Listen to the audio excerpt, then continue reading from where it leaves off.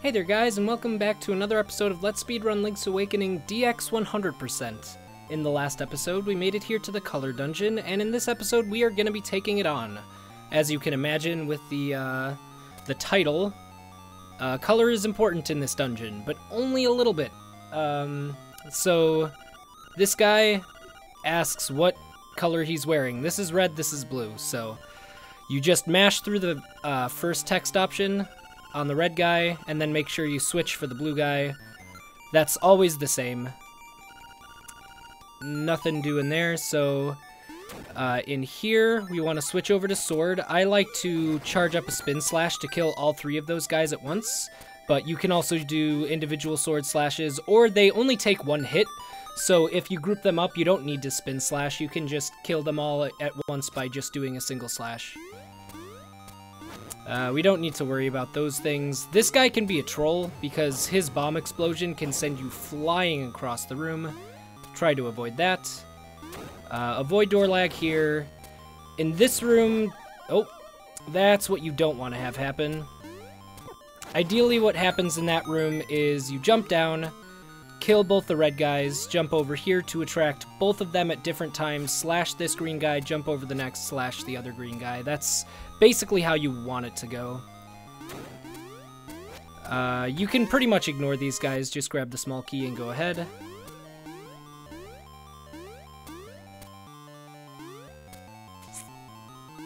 Here again, the bombs can troll you, but it's not too big a deal. Here, this solution is always the same. Lower right once, upper left twice. And then grab the key and keep going. And in here, you can kind of tell that this is a new dungeon, because you cannot skip this text, no matter what you do. Try pausing, you just can't skip it. So there is a quick kill strat for this guy. It's not too bad, but it is a little RNG dependent depending on which direction he moves when you initially enter the room. So what you want to do here is just walk straight forward. Dang, messed it up. Oh, and his hitbox can also be kind of weird, but okay. So ideally, let's see. Nope, messed it up again. Something like that. It's pretty much, like I said, it is a little bit RNG dependent, and if he knocks you back, it's really annoying because you get kind of stuck and immobilized. This whole fight just feels really awkward, to be totally honest. But, pretty much, the ideal way the fight works out is you walk straight forward, use 1 powder to stun him, and then 5 powders to kill him, all before he can jump out of your way. Ideally, you would do that without taking any damage. You would just kill him really quick, but damage does happen. Enemy is kind of RNG. Also, if you're low on powder, fun fact, you definitely, if you're gonna be like super low on powder, you probably, I don't know, you just want to like get rid of the powder, because during this fight, if you run out of powder entirely, a fairy comes by, a fairy that you can pick up for health, and it is holding powder. It's really nice, but so if you're like running low on powder, you can, don't worry, you can just get powder that way. But I think you only need 1 or 2 powder for the rest of the game, because you're gonna get the powder upgrade soon enough. So there are a couple of different ways to do this room. Here's the way I prefer to do it, is I like to get my bow and arrow on here, because we're going to need it soon anyway, and then just super jump over these blocks and get the key that way. I believe the way Zorlax does it is he pushes in the center block and then does something we haven't talked about, a diagonal block push, which is basically, it exploits wall clipping yet again. If you are wall clipped into the edge like this, and you push directly in between where the wall meets the block, you can just push it down. Even though you're technically to the right of it, you can still push it down, because the game thinks that you're kind of up here So when it sees that you're pushing the block, it just thinks you're pushing it down. It's weird. There are going to be a couple more spots where we can do that within the game, but that'll be like D7 and D8. But regardless of the strat you choose, the outcome will be the same, and that will be getting the boss key and getting the boss key and saving and quitting. So the reason I equip bow and arrow here, you can kill those guys pretty much about as fast as with the sword, no problem. And up here, this guy, I actually discovered just very recently, you can skip his text box, but the timing is a little bit weird on it, so... Like there, I didn't get it, but sometimes you can skip his text box.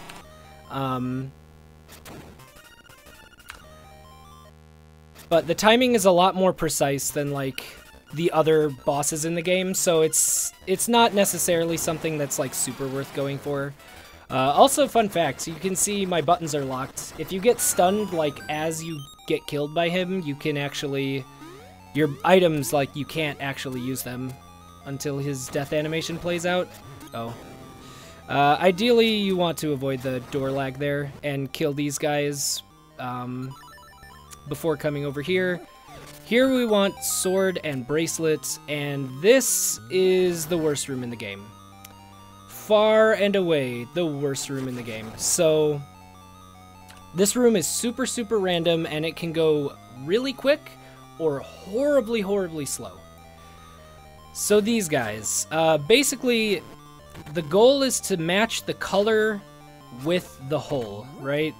Which sounds pretty simple, but sometimes when you throw stuff from certain angles, it just doesn't quite make it, etc., etc.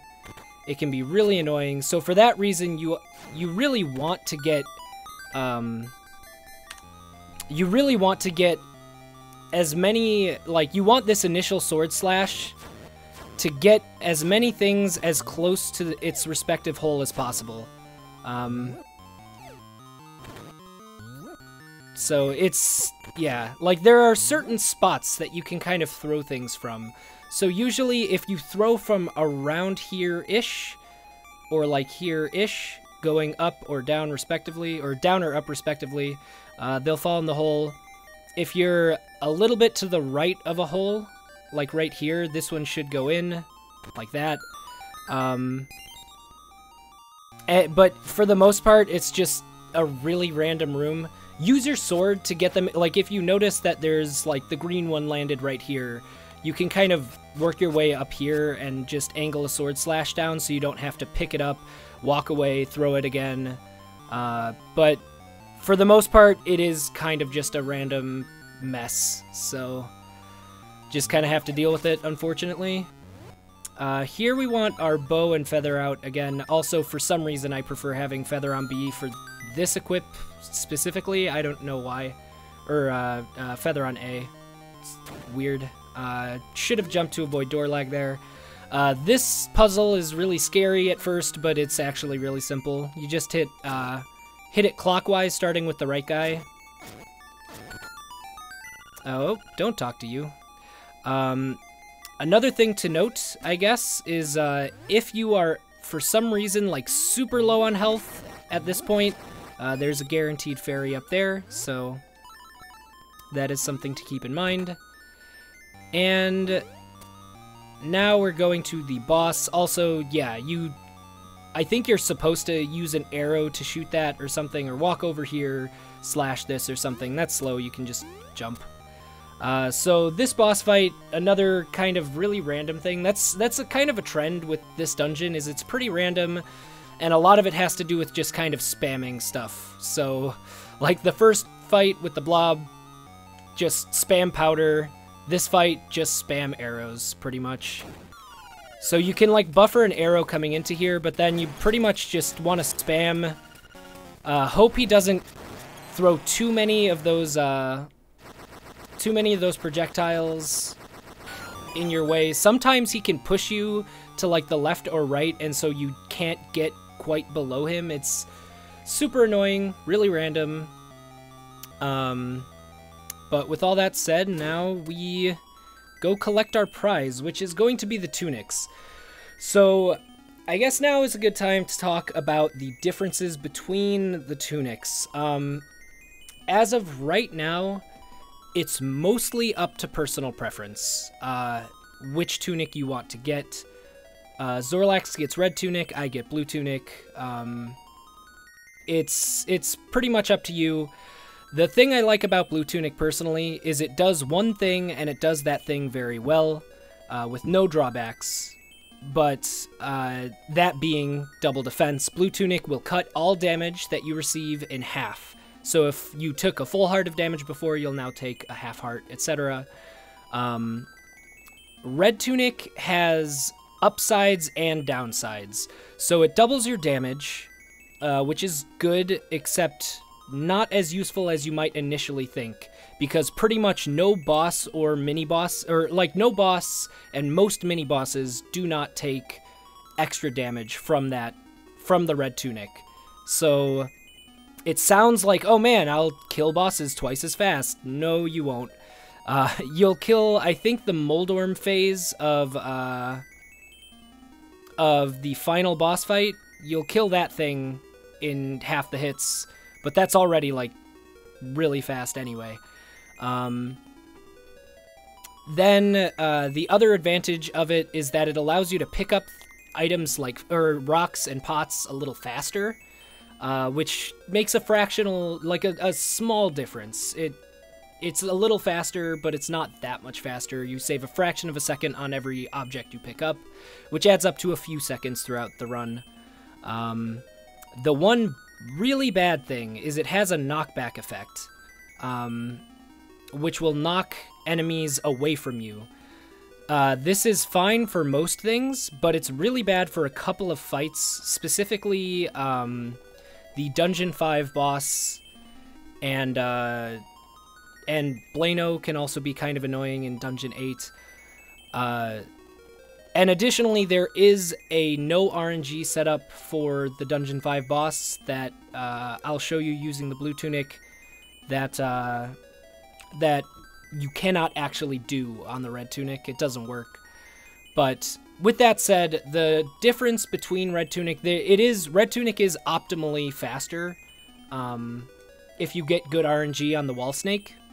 But that time difference is about 5 to 10 seconds, so really it still comes up to personal preference at the end of the day. So I will show you all of the strats that I can with red tunic, but by making like save states for all those spots with the red tunic file. So anyway, this is red, this is blue. So if you wanted to pick red tunic, you just mash through this. If you want to pick blue, you just take a quick second to go right. And then this is just asking, are you sure? And then you say yes. And I am getting my blue tunic. And there we go. So that is pretty much going to do it for this episode. The next episode's going to be really short, but because we're pretty much just going to enter Dungeon 5 from here, but we're going to take a small detour to grab one more piece of heart. So that's going to do it for this episode. Thank you everyone so much for watching, and I will see you next time.